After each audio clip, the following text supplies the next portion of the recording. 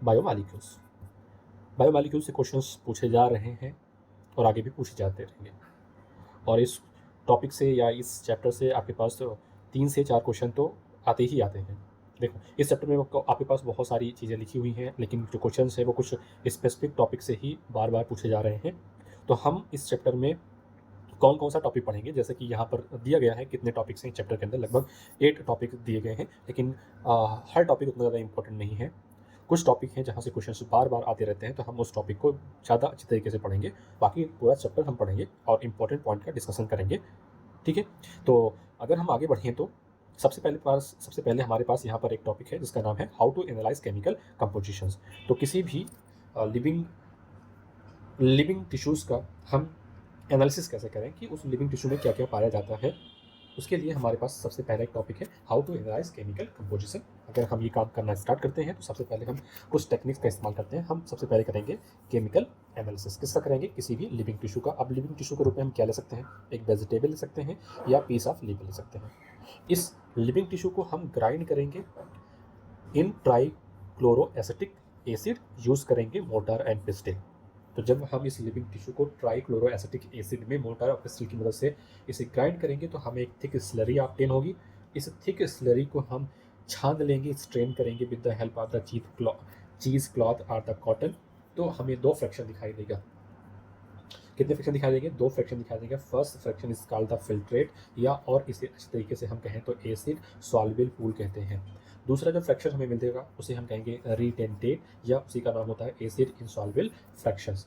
अगर हम एनालिसिस करें एसिड सॉल्युबल फ्रैक्शन का तो हमें थाउजेंड्स ऑफ ऑर्गेनिक कंपाउंड दिखते हैं एसिड सॉल्युबल पूल के अंदर। थाउजेंड्स ऑफ ऑर्गेनिक कंपाउंड दिखते हैं एसिड सॉल्युबल पूल के अंदर। तो ये चीज़ थी आपके पास केमिकल एनालिसिस किसी भी लिविंग टिश्यू का। और आगे हम बढ़ते हैं तो हमारे पास आता है बायोमॉलिक्यूल्स क्या होता है। करें all the carbon compound that we get from the living tissue are called the biomolecules. ठीक है। चलो, क्या सेल के अंदर केवल ऑर्गेनिक कंपाउंड ही पाया जाता है, इसके अलावा क्या इनऑर्गेनिक नहीं होता है? ये पता लगाने के लिए हम एक एक्सपेरिमेंट और करेंगे जिसका नाम है डिस्ट्रक्टिव एक्सपेरिमेंट। डिस्ट्रक्टिव एक्सपेरिमेंट के अंदर फिर से हम एक लिविंग टिश्यू लेंगे और वो लिविंग टिश्यू क्या हो सकता है? कोई लीफ हो सकती है, लीवर हो सकता है, ठीक है। अब जब हम कोई लीफ चूज़ करते हैं तो उस वक्त उसका जो वेट होता है उसे हम वेट कहते हैं। अब इस लिविंग टिश्यू को हम ड्राई कर लेंगे पूरी तरीके से। तो जब किसी भी चीज़ को हम ड्राई करते हैं तो उसमें से पानी जो होता है, वाटर, वो इवापोरेट कर जाता है।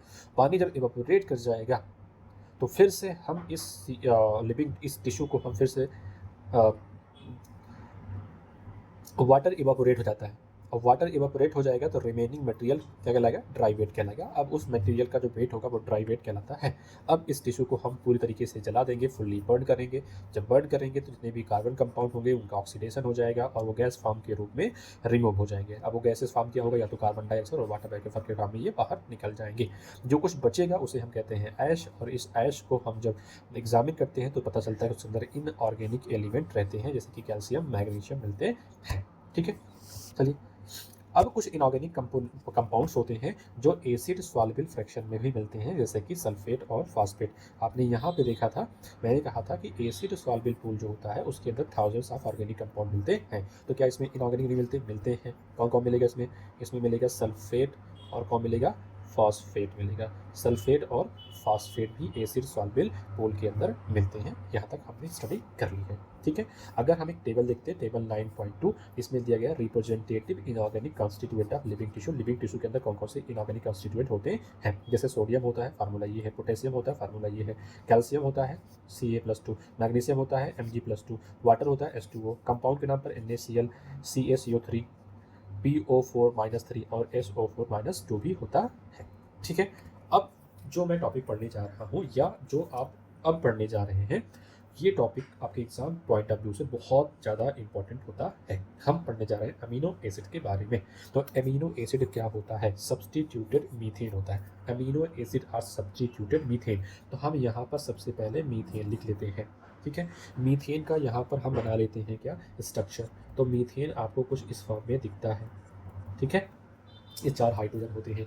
अब सब्स्टिट्यूटेड मीथेन का मतलब क्या है? इस कार्बन से यहाँ पर जो हाइड्रोजन जुड़ा है इसको हटा करके तो दूसरा ग्रुप जोड़ देंगे, इसको हटा कर कोई दूसरा ग्रुप जोड़ देंगे, इसको हटा कर कोई दूसरा ग्रुप जोड़ देंगे। तो जब ऐसा काम हम करते हैं इसे कहते हैं क्या है? हम सब्स्टिट्यूशन। तो आगे हम देखते हैं, अगर इसी एक ही कार्बन पर हम क्या करते हैं, अगर इसी कार्बन के ऊपर हम सब्स्टिट्यूशन कर दें, चलो ये कार्बन मेरे पास हो गया, एक हाइड्रोजन को हटा करके हमने NH2 ग्रुप लगा दिया, दूसरे हाइड्रोजन को हटा करके हमने COOH ग्रुप लगा दिया, तीसरे हाइड्रोजन को हटा करके हमने R ग्रुप लगा दिया और चौथा हाइड्रोजन वैसे का वैसा ही रहा। अगर किसी एक कार्बन पर एक से ज़्यादा टाइप के फंक्शनल ग्रुप प्रेजेंट होते हैं तो उस कार्बन को नाम देते हैं हम अल्फ़ा कार्बन। तो ऐसे अमीनो एसिड जिसके पास अल्फ़ा कार्बन होगा उसे हम अल्फ़ा अमीनो एसिड भी नाम देते हैं। फिलहाल ये मुझे बताइए कि अमीनो एसिड क्या होता है? Substituted methane. और ऐसा अमीनो एसिड जिसके कार्बन पर एक से ज़्यादा फंक्शनल ग्रुप लगे होंगे उस कार्बन को कहते क्या है? Alpha carbon. तो जिस अमीनो एसिड के पास क्या होगा? अल्फ़ा कार्बन होगा, उस अमीनो एसिड को हम अल्फ़ा अमीनो एसिड भी नाम देते हैं। अमीनो एसिड मिल करके क्या बनाते हैं? प्रोटीन्स। तो प्रोटीन बनाने वाले अमीनो एसिड का नंबर कितना है? 20 टाइप। यानी प्रोटीन ऐसे अमीनो एसिड कितने होते हैं? 20 अमीनो एसिड होते हैं। आगे, ठीक है। अब जहाँ पर मैंने आर ग्रुप लिखा था, ये जो आर ग्रुप होता है ये वेरिएबल होता है, ये फिक्स है, ये फिक्स है, ये फिक्स है, लेकिन ये क्या होता है? वेरिएबल होता है। तो अगर हम आर ग्रुप की जगह पर क्या लगा दें? हाइड्रोजन। यानी कि यहाँ अगर देखें आप, इसकी जगह पर अगर हम हाइड्रोजन लगा देंगे तो अब ये कार्बन हो गया हाइड्रोजन, हाइड्रोजन NH2 और COH। तो अगर हम आर की जगह पर हाइड्रोजन लगा देते हैं तो ऐसा अमीनो एसिड कहलाता है क्या? ग्लाइसिन। आर की जगह पर अगर हम मिथाइल ग्रुप लगा देंगे तो कौन सा अमीनो एसिड बन जाएगा? एलानिन। अगर हम आर की जगह पर लगा देंगे हाइड्रोक्सी मिथाइल ग्रुप तो बन जाएगा क्या? सेरीन। और इसको हम यहाँ पर फिगर में देख सकते हैं। This is the gas. Gas बोले तो G for glycine, A for alanine और S फॉर सेरीन। गैस से आप याद कर सकते हो। ग्लाइसिन में आर की जगह पे क्या है? H है। एलानिन में आर की जगह पे क्या है? मिथाइल ग्रुप है। सेरीन में आर की जगह पे क्या है? CH2OH ग्रुप है। तो ये था 3 मेरे पास अमीनो एसिड का नाम क्या है? ग्लाइसिन, एलानिन और सेरीन। इसे हम याद करने के लिए याद कर सकते हैं GAS, गैस के फॉर्म में। चलिए नेक्स्ट चीज़ें और पढ़ते हैं यहाँ पर। अमीनो एसिड, ये तो हो गए बेसिक वाली। इसके बाद based on the number of amino and the carboxyl group, amino और कार्बोक्सिल ग्रुप के नंबर के बेसिस पर अमीनो एसिड एसिडिक हो सकता है। Glutamic acid, basic amino acid lysine, neutral amino acid valine. इसके साथ साथ में अमीनो एसिड जो होते हैं वो एरोमेटिक होते हैं। याद करने के लिए आप याद कर सकते हैं TTP, ट्राइरोसिन, फिनाइल एलानिन और ट्रिप्टोफान। फिर से टाइरोसिन, फिनाइल एलानिन और ट्रिप्टोफान। ठीक है। चलिए अगर ये वाला फिगर देखते हैं तो ये कहलाता है ज्यूटर आयन। ज्यूटर आयन वो होते हैं जिसके पास दोनों चार्ज होते हैं, पॉजिटिव चार्ज और निगेटिव चार्ज। ऐसा स्ट्रक्चर अमीनो एसिड का जिसके पास पॉजिटिव और निगेटिव चार्ज दोनों प्रेजेंट होते हैं उसको कहते हैं क्या है? हम ज्यूटर आयन के नाम से जानते हैं। ये था अमीनो एसिड। अब हम बढ़ रहे हैं लिपिड की तरफ। 2026 में यहाँ से क्वेश्चन आया था। लिपिड वाटर इनसॉल्युबल होते हैं। सबसे सिंपल लिपिड का देखते हैं, simple fatty acid. Fatty acid का फार्मूला होता है RCOOH और यहाँ पे जो R है इस पे कार्बन का नंबर जो 1 से लेकर के 19 तक होता है। Fatty acid are has carboxylic group attach to the R group. R group ये हो गया, कार्बोक्सिलिक ग्रुप ये हो गया। ठीक है। अगर हम एग्जाम्पल की बात करते हैं तो पहला एग्जाम्पल पामेटिक एसिड है। पामेटिक एसिड इसमें कार्बन का नंबर होता है 16, टोटल कार्बन नंबर होता है 16 including the carboxyl carbon. Arachidonic acid जिसमें टोटल कार्बन का नंबर होता है 20 carbon including the carboxyl carbon. Fatty acid जो होते हैं वो सैचुरेटेड भी हो सकते हैं और अनसैचुरेटेड होंगे। अगर fatty acid saturated fatty acid है उसके पास सैचुरेटेड फैटी एसिड जो होता है उसके पास कोई भी डबल बॉन्ड ट्रिपल बॉन्ड नहीं होता, तो विदाउट डबल बॉन्ड होता है। अनसैचुरेटेड फैटी एसिड में कार्बन कार्बन के बीच में एक या एक से ज़्यादा डबल बॉन्ड होगा। नेक्स्ट सिंपल लिपिड का नाम होता है ग्लिसरॉल। ग्लिसरॉल कहलाता है ट्राई हाइड्रोक्सी प्रोपेन। क्या कहलाता है? ट्राई हाइड्रोक्सी प्रोपेन कहलाता है। अगर हम आगे बात करते हैं तो यहाँ पर जो आयल होता है उसका मेल्टिंग पॉइंट लो होता है, लो मेल्टिंग पॉइंट होता है। नेक्स्ट जैसे एग्जाम्पल क्या है इसका? जिंजली आयल, और ये विंटर में आयल के फॉर्म में ही रहते हैं। सेल मेम्ब्रेन के सेल मेम्ब्रेन के अंदर एक लिपिड उसका नाम होता है फास्फोलिपिड, और फास्फोलिपिड जो सेल मेम्ब्रेन होती है उसका एग्जाम्पल क्या है? लेसिथिन। ये भी नीट का PYQ है, लेसिथिन। अगला अगर हम यहाँ फिगर में देखते हैं तो आपको दिखाई देगा एक फैटी एसिड जिसका नाम क्या है? Palmitic acid. पामेटिक एसिड में टोटल कार्बन का नंबर कितना था? 16। काउंट कर लीजिए, 1 2, यहाँ पर 14, 16 हो गया। Glycerol try hydroxy propane. अब देखो यहाँ पर अगर देखा जाए तो यहाँ पर एक ग्लिसरॉल है और 3 फैटी एसिड है, इसे कहते हैं ट्राईग्लिसराइड। यहाँ पर फास्फोलिपिड बना हुआ है जिससे एग्जाम्पल क्या है? लेसिथिन। और ये होता है क्या? कोलेस्ट्रॉल। नेक्स्ट इसी किसी भी लिविंग ऑर्गेनिजम्स के अंदर कुछ हेट्रोसाइक्लिक रिंग कंपाउंड भी पाए जाते हैं। हेट्रोसाइक्लिक रिंग कंपाउंड पाए जाते हैं, इसे कहते हैं नाइट्रोजनस बेस। नाइट्रोजनस बेस जो होते हैं वो एडेनिन, गुआनिन, साइटोसिन, यूरेसिल और थायमिन होते हैं। अगर नाइट्रोजनस बेस अटैच्ड हो जाता है शुगर के साथ में तो ये न्यूक्लियोसाइड कहलाता है। और अगर न्यूक्लियोसाइड में फास्फेट ग्रुप जुड़ जाता है इसे कहते हैं न्यूक्लियोटाइड। अब कुछ एग्जाम्पल लिखे हैं न्यूक्लियोसाइड के, जैसे अगर नाम बोला जाए एडिनोसिन, गुआनोसिन, थाइमीडीन, यूरिडीन, साइटिडीन, तो इसे कहते हैं न्यूक्लियोसाइड, तो न्यूक्लियोसाइड कहते हैं। और नेक्स्ट जो तो इसे कहते हैं क्या हम, nucleotide, adenylic acid, thymidylic acid, guanylic acid, uridylic acid, cytidylic acid, ये होता क्या है सब के सब न्यूक्लियोटाइड कहलाते हैं। डीएनए और आरएनए जो होते हैं ये न्यूक्लियोटाइड होते हैं और ये वर्क करते हैं एज अ जेनेटिक मटेरियल। ये वाला फिगर आपके लिए बहुत इंपॉर्टेंट है। This is structure of the glucose and this is the structure of the fructose. अब आगे देखते हैं, यहाँ पर कुछ नाइट्रोजनस बेस न्यूक्लियोसाइड और न्यूक्लियोटाइड के स्ट्रक्चर बने हुए हैं। तो यहाँ पर एडेनिन है जैसा कि फ्यूरिन, ये है आपके पास, ये जो था नाइट्रोजनस बेस है, इसमें जब शुगर जुड़ जाएगा इसे कहेंगे हम एडिनोसिन, क्योंकि ये न्यूक्लियोसाइड बन चुका है। जब इसके अंदर हम फास्फेट ग्रुप को जोड़ देंगे तो ये बन जाएगा एडिनाइलिक एसिड, जिसे हम न्यूक्लियोटाइड कहेंगे। ये है यूरेसिल का structure. Uracil the type of the pyrimidine होता है और जब इसमें शुगर जुड़ जाएगा तो ये बन जाएगा न्यूक्लियोसाइड यूरिडीन। ठीक, नेक्स्ट आगे बढ़ने जा रहे हैं। मोस्ट इंपॉर्टेंट टॉपिक अब आने जा रहा है, जिसे कहते हैं क्या है हम, metabolites, primary and secondary metabolites. अगर आप एक एनिमल टिश्यू की स्टडी करते हैं तो एनिमल टिश्यू के अंदर प्राइमरी मेटाबोलाइट्स पाए जाते हैं, लेकिन अगर हम एक प्लांट, एल्गी और माइक्रोबियल सेल की स्टडी करते हैं तो इसमें प्राइमरी मेटाबोलाइट के साथ साथ में सेकेंडरी मेटाबोलाइट भी पाए जाते हैं। मोस्ट इंपॉर्टेंट अगर हम बात करते हैं तो यहाँ एक टेबल है 9.3, जिसके अंदर सेकेंडरी मेटाबोलाइट्स लिखे हुए हैं और इन सेकेंडरी मेटाबोलाइट्स को आपको रट के जाना है, याद करके जाना है, क्योंकि यहाँ से क्वेश्चन बहुत सारा पूछा जाता है। चलिए पढ़ते हैं इस टेबल के बारे में। सबसे पहले इसमें लिखा हुआ है सेकेंडरी मेटाबोलाइट्स के नाम, जैसे कि pigments secondary metabolites, alkaloids, terpenoids, essential oil, toxins, lectin, drugs, polymeric substance, ये सारे के सारे क्या होते हैं, सेकेंडरी मेटाबोलाइट्स होते हैं। अब इन सेकेंडरी मेटाबोलाइट्स के कुछ एग्जाम्पल भी दिए गए हैं, जिसमें अगर आप पिगमेंट की बात करते हैं तो पिगमेंट पहला आता है कैरोटीनॉइड्स, दूसरा एंथोसियानिन, ये होते हैं pigment are the secondary metabolites. Alkaloids में morphine and codeine. Next secondary metabolites terpenoids, monoterpenes, diterpenes, essential oil, lemon grass oil, toxin, abrin, ricin, lectin, concanavalin A, drugs, vinblastine, curcumin. Polymeric substance की बात करते हैं तो rubber, gum and cellulose. ये थे आपके पास secondary metabolite जो आपके लिए बहुत ही ज़्यादा इंपॉर्टेंट है। अगले टॉपिक की तरफ अगर हम बढ़ते हैं तो नाम लिखा हुआ है बायो माइक्रोमॉलिक्यूल्स। बायो माइक्रोमॉलिक्यूल, आपको याद होगा मैंने कहा था जब लिविंग टिश्यू को हम ग्राइंड करते हैं और उसे फिल्टर करते हैं तो हमारे पास दो फ्रैक्शन होता है। एक का नाम होता है फिल्ट्रेट, जिसे हम एसिड सॉल्युबल पूल कहते हैं, दूसरे का नाम होता है रिटेंटेड, जिसे कहते हैं एसिड इनसॉल्युबल पूल। तो बात आती है कि अगर हम एसिड सॉल्युबल पूल की बात करते हैं, किसकी बात करें, एसिड सॉल्युबल पूल की बात करते हैं, तो एसिड सॉल्युबल पूल के अंदर जो मॉलिक्यूल्स होते हैं उनका मॉलिक्यूलर वेट जो होता है वो लेस देन 1000 डाल्टन। 1000 डाल्टन से क्या होता है, कम होता है, इसलिए उन्हें हम माइक्रो मॉलिक्यूल कहते हैं या उसे हम बायो मॉलिक्यूल के नाम से जानते हैं। फिर से बढ़ते हैं, अगर हम एसिड सॉल्युबल पूल की बात करते हैं तो एसिड सॉल्युबल पूल के अंदर जो मॉलिक्यूल्स मिलते हैं उनका molecular weight less than 1000 Dalton होता है, लेस देन 1000 डाल्टन। 1000 डाल्टन से कम होता है, इसलिए हम माइक्रो मॉलिक्यूल्स के नाम से जानते हैं या उन्हें हम बायो मॉलिक्यूल्स कहते हैं। और ऐसे मॉलिक्यूल्स जो एसिड इनसॉल्युबल पूल में पाए जाते हैं, जो एसिड इनसॉल्युबल फ्रैक्शन में पाए जाते हैं, उनका मॉलिक्यूलर वेट होता है वो 10,000 डाल्टन या उससे ज़्यादा होता है। तो अगर एसिड इनसॉल्युबल फ्रैक्शन में मिलने वाले जो मॉलिक्यूल है उनका मॉलिक्यूलर वेट 10,000 डाल्टन या उससे एबव होता है, उसे हम कहते हैं मैक्रो मॉलिक्यूल या उसे हम बायो मैक्रो मॉलिक्यूल के नाम से जानते हैं। ठीक है, आगे बढ़ते हैं, नेक्स्ट टॉपिक की तरफ बढ़ते हैं। अगर हम एक टेबल में पास बना हुआ है, इस टेबल के अंदर कुछ आपके सेल के अंदर मिलने वाले कंपाउंड्स के एवरेज कंपोजिशन दिए गए हैं। तो यहाँ पर कंपोनेंट के नाम पर वाटर है, प्रोटीन है, कार्बोहाइड्रेट है, लिपिड है, न्यूक्लिक एसिड है और क्या है, आयन। फिर प्रति क्या क्या है, water, protein, carbohydrate, lipid, nucleic acid और आयन है। इनका कितना परसेंटेज होता है, तो percentage of the total cellular mass, total cellular mass का परसेंटेज। जैसे वाटर सेल के अंदर 70 to 90%, protein 10 to 15%, carbohydrate 3%, lipid 2%, nucleic acid 5 to 7%, ion 1%। Next topic is protein. Protein are polypeptides. Protein क्या होते हैं, polypeptides, linear chain of the amino acid link by the peptide bond. जब amino acid peptide bond से जुड़ जाते हैं तो क्या बनता है, प्रोटीन। प्रोटीन क्या होते हैं, पॉलीपेप्टाइड्स होते हैं। Proteins is a heteropolymer. Protein heteropolymer होता है अमीनो एसिड्स का।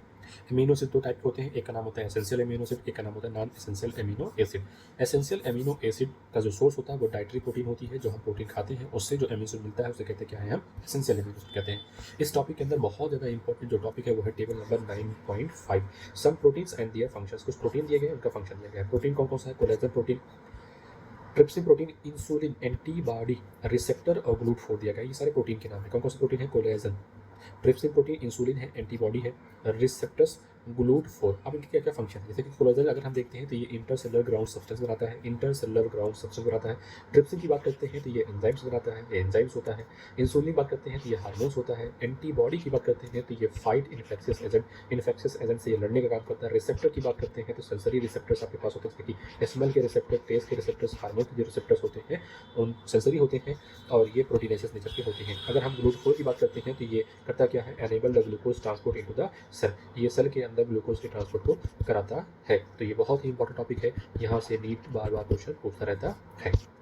आगे बढ़ते हैं। दो प्रोटीन का नाम दिया गया है, एक का नाम है collagen protein. Collagen protein the most abundant protein in the animal world, पूरे एनिमल वर्ल्ड में सबसे ज़्यादा मिलने वाले प्रोटीन का नाम क्या था, कोलेजन प्रोटीन। अगला होता है मेरे पास बायोस्फीयर, तो बायो पूरे होल बायोस्फीयर में मिलने वाली प्रोटीन का नाम क्या होता है, रूबिस्को। क्या नाम था, most abundant protein in the whole of the biosphere कौन होता है, रूबिस्को। रूबिस्को बोले तो राइबोलोज बिसफॉस्फेट कार्बोक्सिलेज ऑक्सीजनेज, कौन कौन सा होता है इसका, रूबिस्को। रूबिस्को को फुल फॉर्म क्या है, राइबोलोज बिसफॉस्फेट कार्बोक्सिलेज ऑक्सीजनेज होता है। ये मेरे पास था। नेक्स्ट टॉपिक की तरफ बढ़ रहे हैं जिसका नाम क्या है, पॉलीसैकेराइड्स। पॉलीसैकेराइड किस फ्रैक्शन में मिलेगा बताइए मुझे, एसिड सॉल्वेंट फ्रैक्शन में या एसिड इनसॉल्वेंट में। तो ये जो पॉलीसैकेराइड होता है ये भी एसिड इनसॉल्वेंट फ्रैक्शन में मिलता है, एसिड इनसॉल्वेंट फ्रैक्शन में मिलता है। Polysaccharide are the long chain of the sugar, long chain of the sugars. Example की अगर हम बात करते हैं तो सेल्यूलोज, सेकेंड एग्जाम्पल की बात करते हैं तो स्टार्च, थर्ड की बात करते हैं तो ग्लाइकोजन, फोर्थ इनुलिन। तो हम एक एक एग्जाम्पल की बात करते हैं। अगर हम सेलुलोज की बात करते हैं, cellulose is the polymeric polysaccharide consist of only one type of the monosaccharide, जैसे कि ग्लूकोज। तो ग्लूकोज से जुड़ के क्या बनता है, सेलुलोज बनता है। और एक ही टाइप के मोनोसैकेराइड है, इसका मतलब सेलुलोज जो होता है ये होमो पॉलीमर होता है। क्या होता है, होमो पॉलीमर होता है। ठीक है, नेक्स्ट का नाम cellulose is a homo polymer.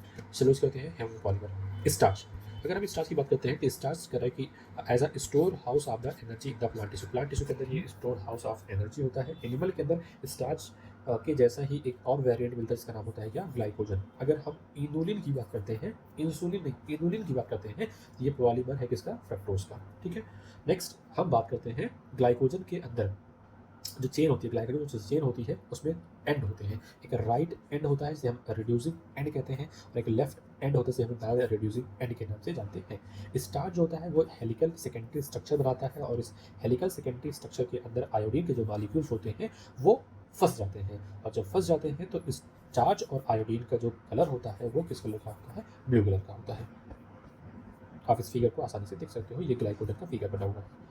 ठीक है, चलिए हम आगे बात करते हैं। अगर हम आगे कुछ बात करते हैं तो यहाँ पर कुछ कॉम्प्लेक्स पॉलीसैकेराइड्स के नाम दिए गए हैं, जैसे कि अमीनो शुगर दिया गया है आपको, ग्लूकोसामीन दिया गया है, एंड एसिटाइल गैलेक्टोसामीन दिया गया है। अगर हम एक्सोस्केलेटन की बात करते हैं ऑफ आर्थ्रोपोडा, तो आर्थ्रोपोडा के एक्सोस्केलेटन जो होता है वो एग्जाम्पल होता है कॉम्प्लेक्स पॉलीसैकेराइड का, बना होता है काइटिन का। काइटिन होता है एक होमोपॉलीमर, क्या होता है, होमोपॉलीमर। नेक्स्ट मैक्रोमॉलिक्यूल जो एसिड इनसॉल्युबल फ्रैक्शन में, एसिड इनसॉल्युबल फ्रैक्शन मिलता है उसका नाम होता है nucleic acid. Nucleic acid are the polymer of the polynucleotide, polynucleotide के ये पॉलीमर्स होते हैं।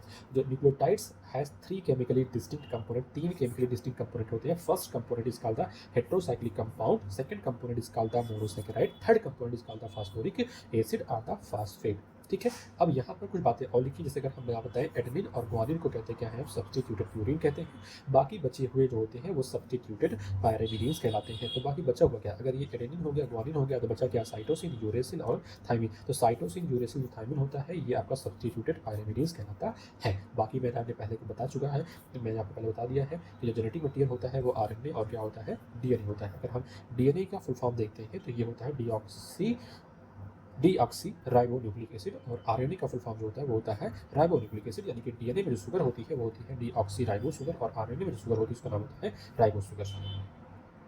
Structure of the protein, protein की स्ट्रक्चर की हम बात करते हैं, हमें पहले से पता है कि protein are the heteropolymer. Protein क्या होते हैं, हेट्रोपॉलीमर होते हैं। अब प्रोटीन के पास चार स्ट्रक्चर होता है, primary structure, secondary structure, tertiary structure और क्वाटरनरी स्ट्रक्चर। तो प्राइमरी स्ट्रक्चर अगर हम फिगर में देखें तो क्या होता है प्राइमरी स्ट्रक्चर, प्रोटीन के जो प्राइमरी स्ट्रक्चर होता है उसके अंदर अमीनो एसिड जो होते हैं वो पेप्टाइड बॉन्ड से आपस में जुड़ जाते हैं, बनता क्या है, प्राइमरी स्ट्रक्चर। ठीक है, जब प्राइमरी स्ट्रक्चर जो होता है वो कॉलिंग शो करने लगता है, तो वो कॉइल करता है, तो उसे कहते हैं सेकेंडरी स्ट्रक्चर। जो सेकेंडरी स्ट्रक्चर होता है वो दो फॉर्म में होगा, या तो हेलिक्स के फॉर्म में होगा तो उसे कहेंगे अल्फा हेलिक्स, या तो प्लेटेड सीड बनाएगा, इसे हम नाम देंगे beta pleated seed. Secondary structure, और सेकेंडरी के बाद टर्सरी। अब जब टर्सरी के ऊपर फिर से फोल्डिंग होगी, सेकेंडरी के ऊपर जब फिर से फोल्डिंग होगी तो कौन सा बनेगा, टर्सरी बनेगा। अब टर्सरी के में बहुत सारे स्ट्रक्चर को स्टेबलाइज करने के लिए बहुत सारे बॉन्ड्स डेवलप हो जाते हैं, इसमें से एक आता है हाइड्रोजन बॉन्ड और डाइसल्फाइड बॉन्ड। अब बात आती है क्वाटरनरी स्ट्रक्चर की, जब आपका एक से ज़्यादा टर्सरी स्ट्रक्चर आपस में कंबाइन करने लगता है तो बनाता क्या है, क्वाटरनरी स्ट्रक्चर बनाता है। तो हम यहाँ से देखेंगे तो प्राइमरी स्ट्रक्चर क्या है, sequence of amino acid, sequence of amino acid, that is the positional information in the protein. Protein के अंदर जो पोजिशनल इन्फॉर्मेशन होती है उसे कहते क्या है, हम प्राइमरी स्ट्रक्चर बनाता है। और प्राइमरी स्ट्रक्चर जो होगा उसके अंदर क्या होंगे, एंड होंगे। और एंड जो होता है उनमें हम बताता हूँ, जो लेफ्ट एंड और राइट एंड होता है। जो लेफ्ट एंड होता है उसे हम फर्स्ट अमीनो एसिड मानते हैं, और राइट एंड पर क्या होता है, लास्ट अमीनो एसिड होता है। जो फर्स्ट अमीनो एसिड होता है उसे हम एन टर्मिनल कहते हैं, और जो लास्ट अमीनो एसिड होता है उसे कहते हैं क्या, हम सी टर्मिनल के नाम से जानते हैं। जैसे कि मैंने पहले बताया है, जब प्राइमरी प्रोटीन आपस में कॉलिंग शो करती है तो वो दो टाइप की कॉलिंग करती है, या तो वो हेलिक्स बनाएगी या तो वो प्लेटेड सीड बनाएगी। अगर वो हेलिक्स बनाती है तो उसे अल्फा हेलिक्स कहते हैं, और सीड बनाती है तो बीटा प्लेटेड सीड के नाम से जानते हैं, ठीक है। और जब सेकेंडरी में कॉलिंग होगी तो क्या बनेगी, टर्सरी बनेगी। लेकिन एक बात और है, टर्सरी का जो शेप होता है वो हॉलन वुलन वाल की जैसा होता है, हॉलो वुलन वाल जैसा होता है। टर्सरी स्ट्रक्चर होता है वो एब्सोल्युटली नेसेसरी होता है मैनी बायोलॉजिकल एक्टिविटी करने के लिए, ठीक है। हम बात करते हैं क्वाटरनरी स्ट्रक्चर की। तो क्वाटरनरी स्ट्रक्चर जैसे कि यहाँ पे एडल्ट ह्यूमन के अंदर हीमोग्लोबिन के अंदर 4 सब यूनिट होती है। 4 सब यूनिट में 2 अल्फा सब यूनिट और 2 बीटा सब यूनिट होती है। जब आपस में जुड़ते हैं तो क्या बन जाते हैं, हीमोग्लोबिन बन जाता है। Thank you. ये था आपके पास बायोमॉलिक्यूल का एक टॉपिक। नेक्स्ट टॉपिक इसी चैप्टर के अंदर जो दिया गया है वो है एंजाइम। हम एंजाइम को भी डिस्कस करेंगे, लेकिन कि एंजाइम को हम एक सेपरेट वीडियो में डिस्कस करने वाले हैं, क्योंकि एंजाइम से क्वेश्चन बहुत सारे आते रहेंगे, और एंजाइम आपके लिए बहुत ही ज़्यादा इंपॉर्टेंट टॉपिक होता है। Thank you.